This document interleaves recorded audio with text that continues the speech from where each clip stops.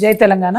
మనం చూస్తూ ఉన్నాం, మన రాష్ట్రంలో ముఖ్యమంత్రి గారు పక్క రాష్ట్రాలకు పోయి పెద్ద పెద్ద స్టేట్మెంట్లు ఇవ్వడం, నేను పెద్ద హిట్లర్ని, నేనేదో మార్పు తెచ్చేస్తా, నేను హైడ్రా పెట్టినా, నేను ఇక్కడ పేదవాళ్ళ ఇండ్లు కూలగొట్టినా అని చాలా గర్వంగా ప్రకటిస్తూ ఉన్నారు.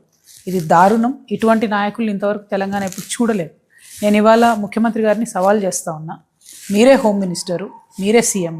ప్రతిరోజు ఒక చిన్న పాప, ప్రతిరోజు ఒక బాబు, ప్రతిరోజు ఒక మహిళ ఏదో ఒక విషాద సంఘటన చూడకుండా తెలంగాణ ఉండలేదు. ఇవాళ ఏ రిపోర్ట్ చూసినా కూడా 5 మంది చిన్నపిల్లల్ని మొలెస్ట్ చేస్తూ ఉన్నారు, చంపేసేటటువంటి ప్రయత్నం చేస్తూ ఉన్నారు. 5 POCSO cases per day or being reported from Telangana.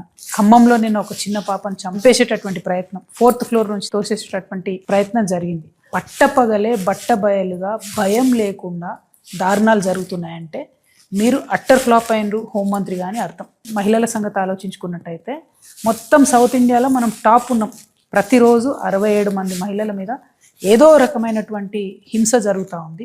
చిన్న పిల్లల మీద, మహిళల మీద జరిగే హింసలో మాత్రం టాప్ 10, టాప్ 5లో మన దేశంలో ఉన్నామంటే ఇది సిగ్గుచేటు. హోంమంత్రిగా ఉన్నటువంటి మీరు తక్షణమే రివ్యూ చేయాలి. ఇది చాలా సీరియస్ ఇష్యూ.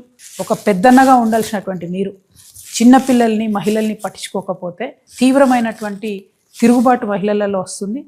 మహిళలకు రక్షణగా తెలంగాణ రక్షణ సేన ఉంటుంది కాబట్టి ఆ మహిళల్ని ఎట్లా కాపాడుకోవాలో, మరి సిటిజన్ పోలీసులుగా మేము ఎట్లా మారాలో మాది మేమే ఆలోచించుకునే పరిస్థితి వస్తుంది. అట్లా కాకుండా మీరు ఇంటర్వ్యూని కాండి అని చెప్పి ముఖ్యమంత్రి గారిని నేను డిమాండ్ చేస్తూ ఉన్నాను.